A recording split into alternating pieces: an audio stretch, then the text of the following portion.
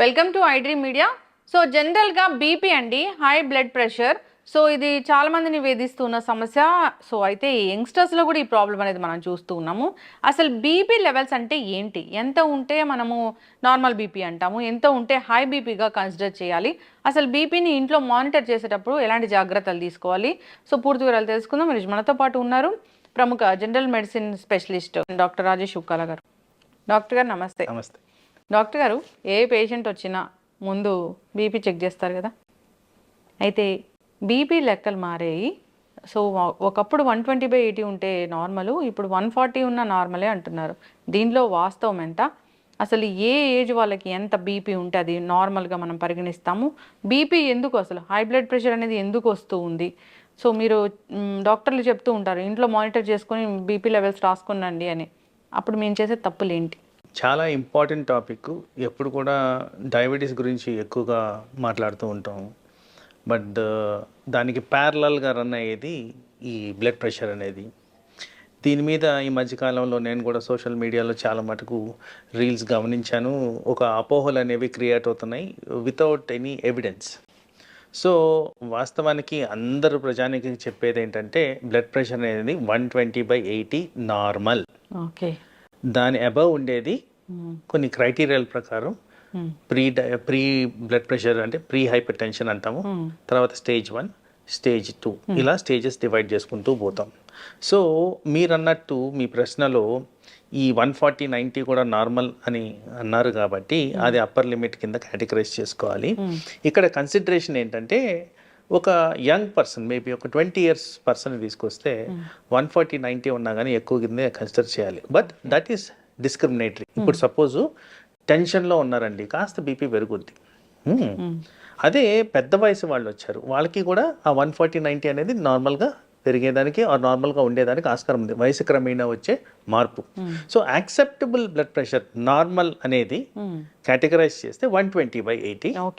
ఎవరికన్నా risk stratification అంటే వీళ్ళకి బ్లడ్ ప్రెషర్ కారణంగా అవయాలు దెబ్బతింటున్నాయా అనేది కన్సిడర్ చేస్తే 130/85 ఆర్ 140/90 అనేది ఈ డిఫరెంట్ క్లాసిఫికేషన్స్ వాళ్ళు డివైడ్ చేసింది. అంటే ప్రపంచవ్యాప్తంగా అమెరికన్ హార్ట్ అసోసియేషన్, తర్వాత యూరోపియన్ హార్ట్ అసోసియేషన్, ఇలా వీళ్ళు డివైడ్ చేసి ఈ 130/85 నుంచి 140/90 మధ్యన ఉంటే ఇది అప్పర్ లిమిట్ ఆఫ్ నార్మల్ కింద కన్సిడర్ చేయమంటున్నారు, కన్సిడరింగ్ ఆర్గన్ డ్యామేజ్. సో ప్రథమంగా ఇక్కడ ప్రజానికి అర్థం కావడానికి ఆర్గన్ డ్యామేజ్ అన్నప్పుడు బ్రెయిన్, కన్ను, హార్ట్, కిడ్నీస్ ఇవి కామన్గా ఎఫెక్ట్ అవుతాయి బ్లడ్ ప్రెషర్ ద్వారా. సో ఇలాంటి డ్యామేజ్ కాకుండా ఉండడానికి ఆ 140/90 అనేది క్రైటీరియాగా పెట్టుకున్నారు. సో ఒక పర్సన్కి బ్లడ్ ప్రెషర్ ఉందా లేదా అంటే ఈ గైడెన్స్ ప్రకారము on 3 different occasions in a week, 3 different టైమ్స్లో ఒక వారంలో 140/90 అండ్ అబవ్ కానీ మెయింటైన్ అవుతూ వస్తే రికార్డింగ్స్లో అది బ్లడ్ ప్రెషర్ ఉన్నట్టే, దానికి ట్రీట్మెంట్ ఇవ్వాల్సిన పరిస్థితి. ఇప్పుడు ఆ 3 different occasions-లో ఒక్కసారే 140/90, మిగతా 2 సార్లు 120/80 వస్తే ఆ పర్సన్కి బ్లడ్ ప్రెషర్ మెడిసిన్ అవసరం లేదు, బట్ మానిటరింగ్ అవసరం ఉంటుంది. సో ఇది చాలా ఇంపార్టెంట్గా చాలా మందికి అర్థం కావాల్సిన పాయింట్ ఏంటంటే అబ్నార్మల్ బ్లడ్ ప్రెషర్ 2-3 సార్లు వచ్చిందంటే ప్లీజ్ యాక్సెప్ట్ చేయండి. దానికి తగ్గ ఎవరైతే డాక్టర్ గారు ఉంటారో వాళ్ళు ఇచ్చిన సూచనలు సలహాలు పాటించండి, అదేవిధంగా ఫాలోఅప్ కాండి. ఎందుకంటే అన్ఫార్చునేట్గా ఈ బ్లడ్ ప్రెషర్ డయాగ్నోసిస్ అనేది ఓన్లీ 50% ఆఫ్ ద ఎలిజిబుల్ పీపుల్లో జరుగుతుంది. అంటే 100 మందిలో బ్లడ్ ప్రెషర్ ఉంటే ఓన్లీ 50 మందికే అసలు బ్లడ్ ప్రెషర్ ఉన్నట్టు చెప్తున్నారు. తర్వాత ఈ 50 మందిలో కూడా మళ్ళీ 50% ఆఫ్ పీపులే మందులు వాడుతున్నారు. ఈ 25 మంది ఏదైతే మిగిలారో వాళ్ళలో కూడా ఓన్లీ 50% టార్గెట్ లెవెల్కి రీచ్ అవుతున్నారు. ఎంత లెవెల్కి ఉండ అంటే మీరు అన్నట్టు చూడండి 140/90 ఆ లెవెల్కి రీచ్ అవ్వడం జరుగుతుంది. సో ఎసెన్షియల్గా చూస్తే మీకు అరౌండ్ 15% ఆఫ్ పాపులేషన్లోనే బ్లడ్ ప్రెషర్ అనేది కంట్రోల్ ఉంటుందని స్టాటిస్టికల్ డేటా. అయితే డాక్టర్ గారు మీరు అన్నట్లు వీక్లీ 3 times చెక్ చేసుకోవాలా బ్లడ్ ప్రెషర్? ఒక వారంలో 3 సార్లు డిఫరెంట్ టైమ్స్లో చెక్ చేయాలి. డిఫరెంట్ టైమ్స్లో అంటే ఎట్లాగా? అంటే మార్నింగ్ ఒకసారి, మధ్యాహ్నం ఒక రోజు, రాండమ్, అదేం ప్రోగ్రామ్ చేయొద్దు, రాండమ్గా చేయాలి. ఓకే. ఇప్పుడు ఇంట్లో ఇప్పుడు మీ దగ్గరికి నేను రావాలి డాక్టర్ గారు, మీరు జనరల్ ఫిజిషియన్ కాబట్టి ఖచ్చితంగా బీపీలు, షుగర్లు చెక్ చేయించుకోవాలంటే మీ దగ్గర రావాల్సిందే. నాకు ఏదో డౌట్ వచ్చింది, నేను మీ దగ్గర రావాలనుకున్నప్పుడు నేను ఇంట్లో బీపీ మానిటర్ చేసుకొని రావాల్సి ఉంటుందా, లేదా మీ దగ్గరకు వచ్చినప్పుడు మీరు చెక్ చేసి దాన్ని బట్టి మెడిసిన్స్ రాస్తారా? సో యాక్చువల్లీ ఇది చాలా ఇంపార్టెంట్ క్వశ్చన్ మీరు అడిగింది. ఇప్పుడున్న బ్లడ్ ప్రెషర్ గైడెన్స్ అంటే మాకు ఎవ్రీ ఇయర్ ఒకటి కొత్తదనం నేర్చుకుంటూనే ఉంటాం ప్రతి సబ్జెక్ట్లో. సో ఇప్పుడున్న బ్లడ్ ప్రెషర్ గైడెన్స్లో 24 hour ambulatory blood pressure monitoring అనేది important in diagnosis of blood pressure. అంటే 24 గంటలు బ్లడ్ ప్రెషర్ని మానిటర్ చేయమంటూ ఆ వచ్చిన రికార్డింగ్స్ ప్రకారం ట్రీట్మెంట్ ఇవ్వమని గైడెన్స్ వచ్చింది. సో దీనికి పరికరాలు ఉన్నాయి, తరచుగా మేము చేస్తుంటాం వీటిని. సో ఈ 24 గంటల మానిటరింగ్ అనేది ఒక చిన్నపాటి మెషిన్, టేప్ రికార్డర్ లాంటి సైజ్ది, ఈ బ్లడ్ ప్రెషర్ కాఫ్ అందరికీ తెలిసే ఉంటుంది, అది పెట్టడం. సో ఇది 24 గంటలు ప్రతి గంటకు ఒకసారి బ్లడ్ ప్రెషర్ మానిటర్ చేస్తూ ఈ వచ్చిన మొత్తం స్టాటిస్టికల్ డేటా తీసుకొని నేను చెప్పిన క్రైటీరియా ఎన్నిసార్లు ఎక్కువగా వస్తుంది అనేది కన్సిడర్ చేస్తూ మిగతా అవయవాలు కూడా చెక్ చేసుకుంటూ బ్లడ్ ప్రెషర్ వల్ల లోపాలు వస్తున్నాయా అనేది కన్సిడర్ చేస్తూ వాళ్ళకి ట్రీట్మెంట్ అనేది ఇవ్వడం జరుగుతుంది. ఇది గైడెన్స్. సో ఇన్ ప్రాక్టికాలిటీ ఏం చేయొచ్చు మీరు అన్న క్వశ్చన్ ఇంటి దగ్గర. సో ఇంటి దగ్గర కూడా ఒక రిలయబుల్ బ్లడ్ ప్రెషర్ మెషిన్ కొనాలి. నంబర్ 1 నేను క్లారిఫై చేయాల్సింది ఏంటంటే చాలామంది ఈ రిస్ట్కి వేసుకునే బ్లడ్ ప్రెషర్ మెషిన్స్ వాడతారు, అది అంత రిలయబుల్ కాదండి. అంటే రిలయబుల్ కాదంటే అక్యురసీలో చాలా తక్కువ ఉంటుంది. తర్వాత ఆమ్కి వేసుకునేది స్టాండర్డ్, దీంట్లో కూడా పలు రకాలు ఉన్నాయి. ఆ రకాల్లో కూడా కొన్ని స్టాండర్డైజేషన్స్ వాడి తీసుకుంటేనే మంచిది. దాని గురించి నేను బ్రాండ్ నేమ్స్ ఏం డిస్క్రిమినేట్ చేయట్లేదు, కానీ ఆబ్వియస్గా మీరు ఎక్కడికి వెళ్ళి కొంటారో అక్కడ వాళ్ళని అడిగితే చెప్తారు ఏది మంచి క్వాలిటీ ఏది మంచి క్వాలిటీ కాంది అని. తర్వాత ఇది వాడే విధానంలో ఆ బ్యాటరీస్ దగ్గర కకృతి చూపించకూడదండి. బ్యాటరీస్ అనేవి ఫుల్లీ ఛార్జ్డ్ ఉండాలి, ఎందుకంటే ఇది ఎలక్ట్రానిక్ గ్యాజెటరీ, చాలా సెన్సిటివ్ ఉంటుంది. సో దాన్ని మేనేజింగ్ కొద్దిగా ప్రాపర్గా మేనేజ్ చేయాలి. సో బ్యాటరీస్ ఫుల్లీ ఛార్జ్డ్ ఉండాలి. తర్వాత మనం కట్టుకునే ఆ కఫ్ అనేది ఉంటుంది, బ్లడ్ ప్రెషర్ కఫ్, అది ప్రాపర్గా పెట్టుకోవాలి. ఆ పెట్టుకునే విధానంలో ఇక్కడ ఆర్టరీ అనేది ఉంటుంది. ఈ ఆర్టరీకి దగ్గరే ఆ బ్లడ్ ప్రెషర్ కఫ్ మీద ఆర్టరీ అని మార్క్ రాసి ఉంటుంది, అది కరెస్పాండ్ అయ్యేటట్టు పెట్టాలి. అది పెట్టడం చాలా ఇంపార్టెంట్. తర్వాత ఈ రికార్డింగ్లో బట్టల మీద వేసుకొని చేస్తారు, చాలా మంది చేస్తారు, అది తప్పు. దానివల్ల ప్రాపర్గా రాదు రికార్డింగ్. సో బట్టలన్నీ తీసేసి ప్రాపర్గా చేసుకోవడం ఇంపార్టెంట్.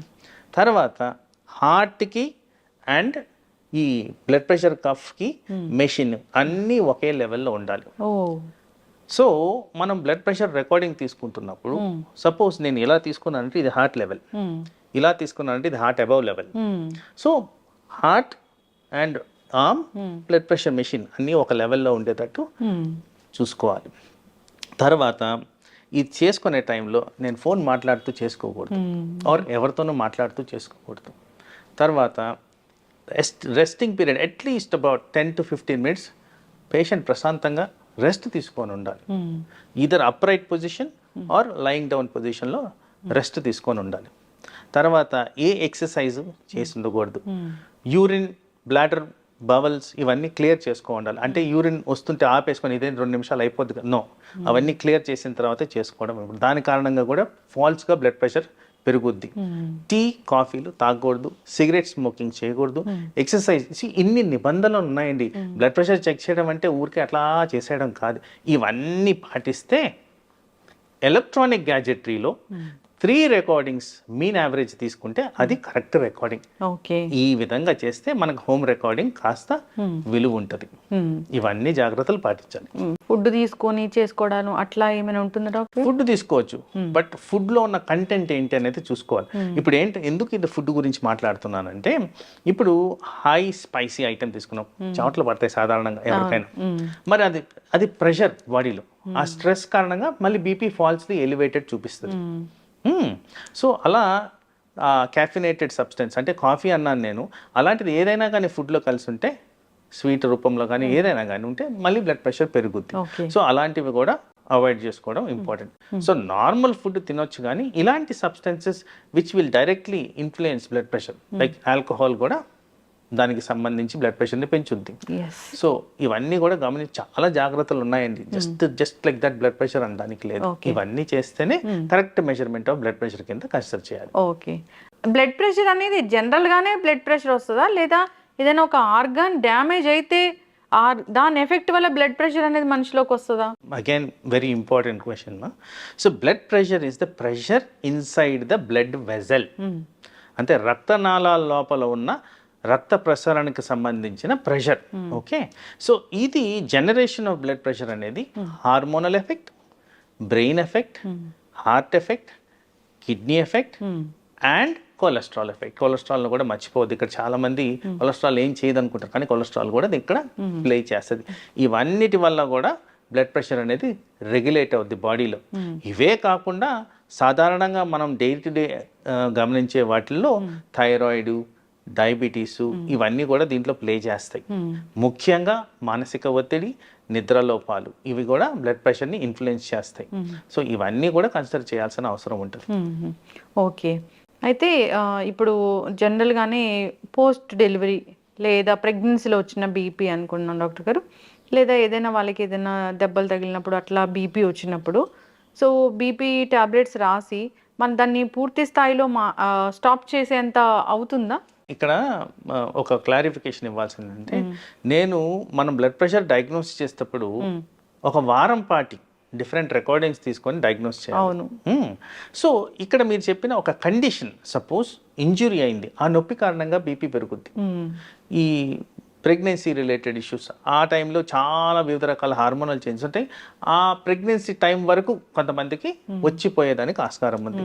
సో వీళ్ళందరిలో కూడా ఆ టెంపరీ ఎఫెక్ట్ కింద కన్సిడర్ చేసి ఆ టైంలో ట్రీట్మెంట్ ఇచ్చి మిగతా టైంలో ట్రీట్మెంట్ అవసరం లేకుండా చేయొచ్చు, but with monitoring and establishment of normal levels చేస్తే ఎస్ టెంపరీగా ఎవరికైనా అలాంటివి జరిగేదానికి ఆస్కారం. ఓకే, ఇప్పుడు బోర్డర్ లెవెల్ ఆఫ్ బీపీ ఉంటే కూడా దాన్ని కొన్ని లైఫ్ స్టైల్ చేంజెస్తోని దాన్ని తగ్గించుకోవచ్చు, పూర్తి స్థాయిలో రివర్స్ చేసుకోవచ్చు అంట డాక్టర్ గారు, వాస్తవం ఎంత?